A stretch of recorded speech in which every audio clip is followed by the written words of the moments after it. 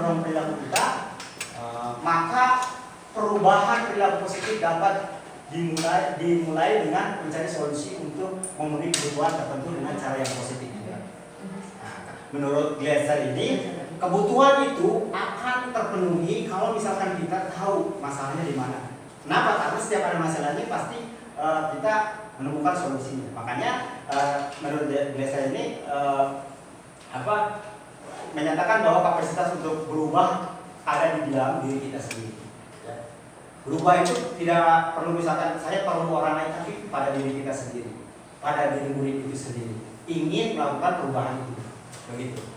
Nah, jika kita dapat mengidentifikasi kebutuhan apa yang mendorong perilaku kita, kebutuhan supaya kita ingin berubah, maka perubahan perilaku positif dapat dimulai dengan mencari solusi untuk memenuhi kebutuhan tertentu dengan cara yang positif pula. Gitu.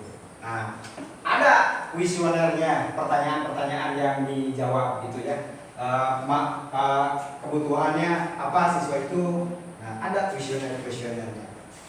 Nanti insya Allah saya share aja ya di grup supaya nanti bisa Bapak Ibu aplikasikan baik di keluarga maupun diri sendiri. Saya kebutuhannya apa sih? Nanti mengisi kuesioner. Nanti akan saya bagikan. Nah, ini kuesioner yang sudah saya lakukan pada anak multimedia baru karena kan sebenarnya ini lama cuma aplikasinya sekarang. Jadi kita ketahui. Jadi di sini nanti nilainya akan kelihatan dari nomor. Soalnya kan kuesionernya kan dari 1 sampai 40. Nanti di sini akan kelihatan. Ya. Di sini 1 sampai 10 adalah kasih sayang dan rasa diterima. Kemudian yang kedua dari pertanyaan nomor 11 sampai 20 itu kepuasaan, dan yang 21 sampai 30 itu kebebasan, dan yang ke 31 sampai 40 adalah kesenangan. Di sini saya melihat bahwasanya ini Rafi di sini melihat nilai yang paling kecil mana. Nah, di sini ada nilai yang paling kecil yaitu kepuasaan. Nah, maka di sana kita dapat mengidentifikasi bahwasanya Rafi ini ukuran kepuasaan. Jadi supaya untuk memenuhi kebutuhan Rafi ini dia mesti mengikuti kegiatan-kegiatan eskul, kemudian sosialisasi, kepramukaan, gitu. Bukan hanya satu, begitu. Nah, itu pentingnya. Nah, isi kuesioner kebutuhan dasar manusia. Nah, ini kuesioner seperti ini. Saya perlihatkan dulu, nanti Bapak Ibu bisa dicoba untuk mengetahui kebutuhan, dapat mengidentifikasi kebutuhan diri sendiri maupun nanti orang lain, gitu ya. Di sana.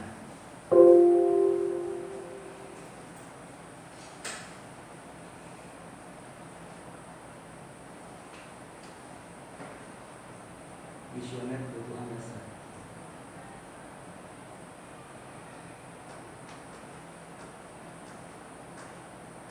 Nah, seperti ini pertanyaannya ya.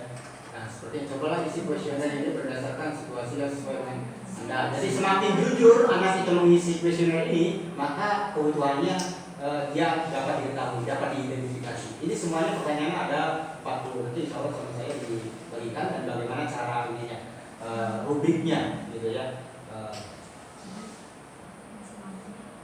Oke, kita lanjut pada posisi kontrol restitusi. Ya, materi yang selanjutnya adalah posisi kontrol restitusi. Lalu materi kita ya. Jadi kita sudah melewati perubahan perubahan paradigma, belajar disiplin positif, motivasi perilaku manusia, kebutuhan dasar, dan sekarang kita masuk kepada posisi kontrol restitusi. Nah, bagi yang baru datang mungkin nanti insya Allah akan tahu dari ini ya, Bu Leni nanti juga akan mengisi. Apa itu posisi kontrol restitusi itu? Nah, berikut ini adalah disampaikan suatu program disiplin positif yang berpusat pada murid, ya, yang dikembangkan oleh Gosen ya, dengan pendekatan restitusi yang disebut dengan 5 posisi kontrol. Ya, ini. Apa itu restitusi? Restitusi itu banyak sekali definisinya mengenai restitusi. Kalau di sini kita lihat restitusi adalah proses menciptakan kondisi bagi murid untuk memperbaiki kesalahan mereka sehingga mereka bisa kembali pada kelompok mereka dengan karakter yang lebih kuat dan lebih baik. Nah, ini restitusi. Kemudian di sini restitusi juga dapat juga adalah proses kolaboratif dan lain sebagainya. Itu juga ini sama saya akan di-share juga ya. restitusi itu banyak ya. Di sini juga ada tahap evaluasi dirinya dan sebagainya. Selanjutnya dalam bukunya Jan Gosel itu mengemukakan bahwa guru perlu meninjau kembali penerapan disiplin di dalam ruang-ruang kelas mereka selama ini gitu ya. Perlu ditinjau kembali kedisiplinan yang diterapkan itu. Ya seperti disiplin positif itu ya. Nah, ini ada. Nah, ada posisi kontrol yang diterapkan seorang guru ya. Ada 5 posisi kontrol yang diterapkan oleh seorang guru ya, orang tua maupun atasan dalam melakukan kontrol ya. Baik itu manajer, baik itu manajer perusahaan atau baik itu kepala sekolah ya, kita sebagai guru ya, kemudian kita sebagai orang tua kalau di keluarga ya, itu ada ini ada 5 posisi kontrolnya ya. Kita sebagai orang tua nih terhadap anak kita, nah posisi kontrol mana yang kita itu gitu ya, ada 5 posisi kontrol yang diterapkan oleh guru, orang tua ataupun atasan dalam melakukan kontrol. Jadi materi yang dibahas pertemuan kali ini baik sama-sama nanti sama Bu ini itu bukan hanya terpaku pada guru saja. Jadi bagi kita juga yang berkeluarga, kemudian kita juga yang belum juga ya, kemudian mengatur bagaimana cara ini ada 5 posisi kontrol. Nah, kelima posisi kontrol tersebut adalah pertama adalah penghukum. Ya, posisi pertama, posisi kontrol yang pertama penghukum, gitu ya. Kedua adalah pembuat rasa bersalah. Ketiga sebagai teman. Ya, kemudian yang keempat pemantau, dan yang terakhir adalah manajer. Nah, kira-kira posisi kontrol yang mana Bapak Ibu ini? Apakah kita di sekolah ini sebagai penghukum nih posisinya, suka menghukum anak, atau misalkan di rumah itu suka menghukum dan lain sebagainya, atau pembuat merasa bersalah? Oh saya mah teman, gitu ya. Kemudian saya mah memantau, saya mah manajer. Ini ada posisi-posisi ini. Nah, sebelum kita melihat ke video ya mengenai 5 posisi kontrol, saya garis bawahi dulu bahwa yang nomor 1 dan nomor 2 ini adalah identitas gagal. Kalau saya perhatikan di tabelnya itu bahwasanya ini adalah identitas gagal. Gitu. Penghukum dan pembuat merasa bersalah itu identitas gagal. Kalau misalkan yang pertama, yang ketiga ini adalah teman, pemantau. Nah, ini 2 ya. Kedua ini adalah yang ketiga ini teman, pemantau, manajer, ini adalah identitas positif. Artinya identitas berhasil. Namun yang kedua ini perlu digarisbawahi Bapak Ibu, ini teman dan pemantau ini diperlukannya motivasi eksternal. Ya, masih menggunakan motivasi eksternal. Jadi bukan internal, bukan karena kesadaran diri. Nah, gitu. Selanjutnya nanti kita lihat. Nah, pertama adalah penghukum. Nah, seorang penghukum bisa menggunakan hukuman fisik maupun verbal. Bisa menggunakan fisik, misalkan kamu terlambat nih, ya, sana kamu lari lapangan 5 kali putaran. Nah, itu kan fisik ya. Atau misalkan dengan verbal itu seperti ucapan-ucapan, ya ucapan yang keras kepada anak yang memang melanggar pada saat itu. Tidur misalkan dalam kondisi kita sedang belajar, anak tidur, nah itu misalkan diucap-ucapin dengan kata-kata yang kasar gitu. Ya. Seperti itu. Nah, kalau misalkan hukuman itu fisik itu sendiri sebenarnya dalam fisik di lapangan misalkan saya mau tanya, misalkan saya ngajar, kemudian ngajar IPA ya, kemudian ada yang baru masuk, udah lama itu setengah jam, kemudian sama saya dihukum, kamu kenapa? Sekarang kamu bersihkan WC, begitu. Misalkan sekarang sebagai hukumannya bersihkan WC, ya, gitu. Relevan nggak? Relevan nggak? Tidak ya, tidak relevan. Kenapa? Karena bentuk hukuman itu ada hukum. Nah, kalau misalkan contohnya kayak ini, Bu Dona ngajar olahraga yang di luar. Kemudian Bu Dona tahu ada siswa yang baru datang, kemudian sama Bu Dona lu kamu kenapa ini kesiangan lagi? Karena dia itu kesiangan lagi. Udah sekarang kamu silakan lari 5 kali putaran. Relevan tidak? Relevan, karena sesuai dengan apa yang pelajaran yang guru lakukan seperti tadi. Nah, orang-orang yang menjalankan posisi penghukum senantiasa mengatakan bahwa sekolah memerlukan sistem atau alat yang dapat lebih menekan lebih dalam lagi. Seperti itu.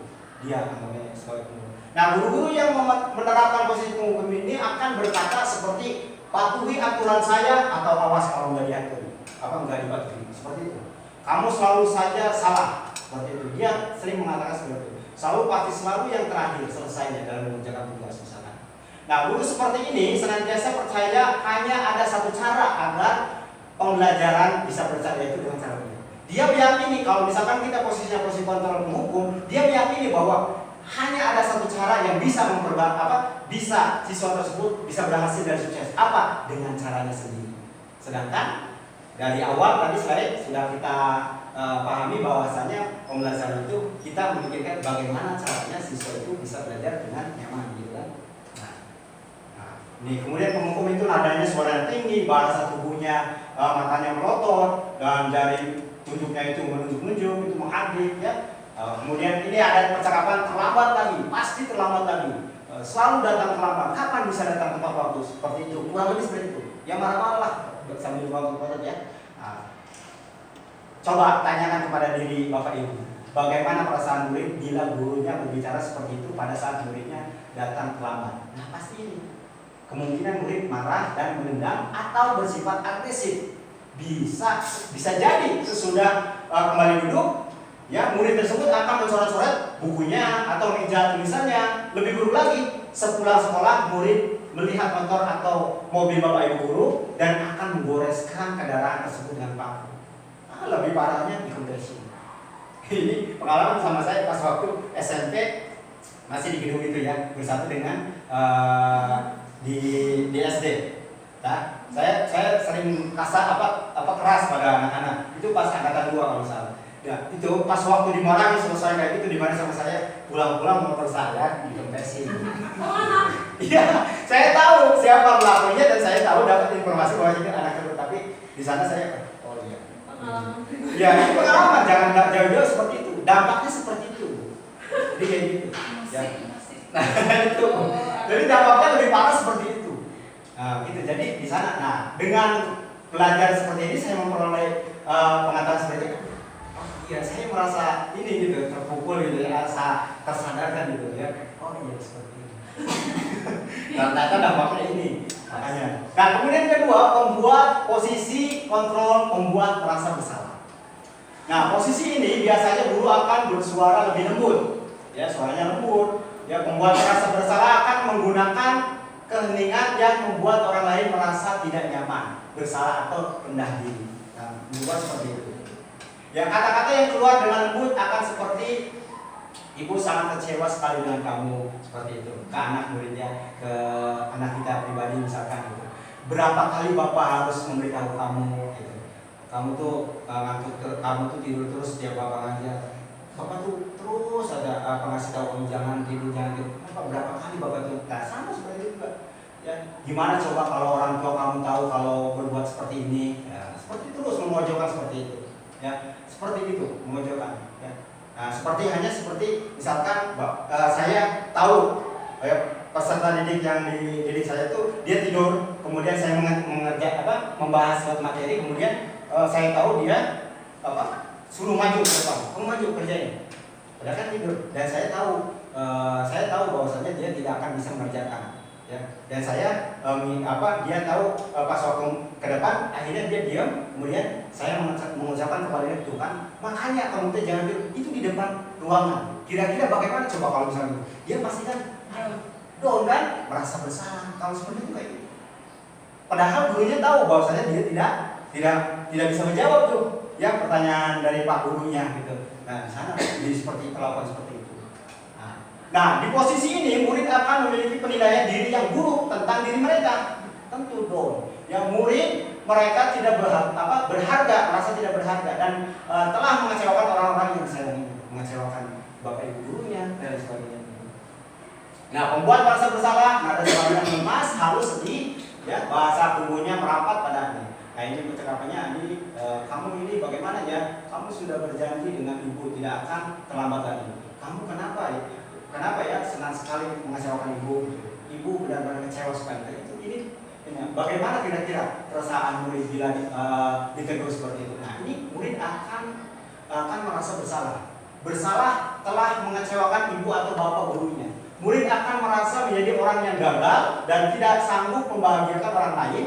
Kadangkala sikap seperti ini lebih berbahaya dari sikap penghukum tadi. Ya, lebih bahaya ini. Ya, posisi kontrol yang ini. Tidak seperti murid dalam murid dalam dengan guru penghukum yang tadi yang pertama. Itu di mana murid bisa menumpahkan amarahnya itu melalui mengempesi motor atau misalkan coret-coret meja dan sebagainya itu. Kalau ini mah diam, ya mengendap gitu ya, cara negatif gitu. Walaupun dengan cara negatif, ya, yang seperti tadi. Murid tertekan seperti inilah yang tiba-tiba bisa meletus amarahnya dan bisa menyakiti diri sendiri atau orang lain. Jadi kalau punya masalah ini redam terus nggak dibicarain gitu. Itu sama. Sebenarnya bukan hanya pada murid, pada kita juga sama sebenarnya. Kalau kita punya masalah diredam terus, ada saatnya itu dia nanti wah begitu. Ya sama seperti kita sebenarnya. Nah, kemudian posisi teman. Ya, posisi teman, guru pada posisi ini tidak akan menyakiti murid, ya. Pada posisi ini tentu guru tidak akan menyakiti murid, namun akan tetapi ya berupaya mengontrol murid melalui persuasi. Nah, posisi teman pada guru bisa negatif pada posisi ini ataupun positif. Bisa negatif, bisa positif pada posisi kontrol ini. Kalau kita memposisikan diri kita sebagai teman, misalnya tadi mau bersahabat gitu dengan temannya. Posisi di sini berupa hubungan baik yang terjalin antara guru dan murid. Tadi kan sudah ini kita tahu ya bahwasanya ini memang ini identitas positif, identitas berhasil. Namun ini memerlukan motivasi eksternal. Begitu. Ini identitas berhasil kita membimbing anak itu memposisikan dia sebagai guru teman itu ya itu berhasil. Ya. Tapi posisi ininya motivasi masih eksternal. Guru di posisi teman menggunakan hubungan baik dan humor untuk mempengaruhi seseorang di sini. Mereka akan berkata, ayo bantulah demi Bapak ya, gitu ya. Kemudian ayo ingat bantu Bapak selama ini. Ya sudah kali ini tidak apa-apa, nanti Ibu bantu bereskan. Misalkan dalam konteks di kelas, misalkan gimana tugasnya udah diselesaikan? Belum, semua serentak belum Pak. Ya udahlah, nanti ini aja. Geser aja gitu. Kemudian gimana hari ini sudah siap belum ulangan? Padahal kemarin itu udah diberitahu belum Pak semuanya. Ya udah nanti ulangannya dulu. Nah, seperti itu ya. Hal negatif dari posisi teman adalah bila suatu saat guru tersebut tidak membantu maka murid akan kecewa dan berkata saya pikir Bapak ini teman saya. Begitu. Nanti dia akan berangkat seperti itu. Murid merasa dikecewakan dan tidak mau lagi berusaha ketika tidak dibantu oleh kita. Ya. Hal lain yang mungkin timbul adalah murid hanya akan bertindak untuk guru tertentu dan tidak untuk guru lainnya. Murid akan tergantung pada guru tersebut. Jadi hanya satu guru yang dia patuhi gitu. Maksudnya yang dia sadari dan bisa disadarkan oleh satu guru. Kalau yang guru lain tidak. Nah ini adalah salah satu percakapannya dan nadanya suaranya ramah, akrab, bercanda gitu ya. Nah hasil dari ini, hasilnya ketika kita memposisikan diri sebagai posisi kontrol teman, itu murid akan merasa senang dan akrab dengan guru. Ini termasuk dampak yang positif. Hanya saja di sisi negatif murid menjadi tergantung pada guru tersebut. Bila ada masalah, dia merasa bisa mengandalkan guru tersebut untuk membantunya. Akibat lain dari posisi teman, Ardi hanya akan berbuat sesuatu bila yang menyuruh adalah guru tersebut. Dan belum tentu berlaku pada guru yang lain, ya kan? Nah, kemudian selanjutnya yang keempat adalah pemantau.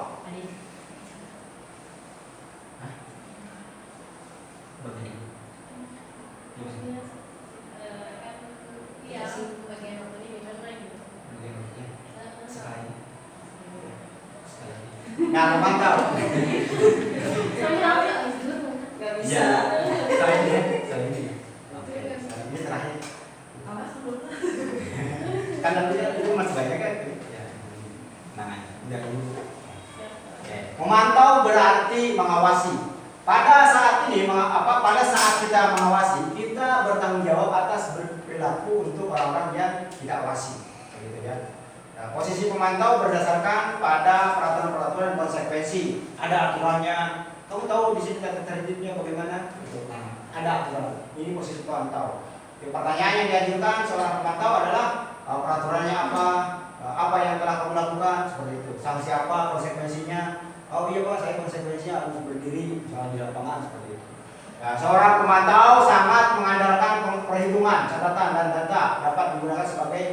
atau perilaku seseorang. Posisi ini adalah menggunakan tipe slip yang itu. Nah, jadi posisi pemantau itu sesuai dengan tata tertib. Kamu terlambat, kamu pakai sepatunya bukan hitam, sepatunya merah, lepas. Sekarang masuk ke sekolah, seperti itu. Ya. Nah, ini murid memahami konsekuensi. Jadi posisi oh iya tahu, saya itu konsekuensi seperti ini. Nah, selanjutnya manajer, posisi di mana guru berbuat sesuatu bersama dengan murid, mempersilahkan murid, mempertanggungjawabkan perilakunya, mendukung murid agar dapat menemukan solusi. Intinya pada posisi manajer ini, posisi yang ibu sebenarnya ini posisi ideal yang diharapkan, yaitu memposisikan kita sebagai guru posisi kontrol manajer, yaitu yang mana kita ingin mencari solusi bagaimana cara menyelesaikan. Murid tidur di kelas, kita bicarakan sama-sama tanpa harus memanggil ke depan atau mempermalukan.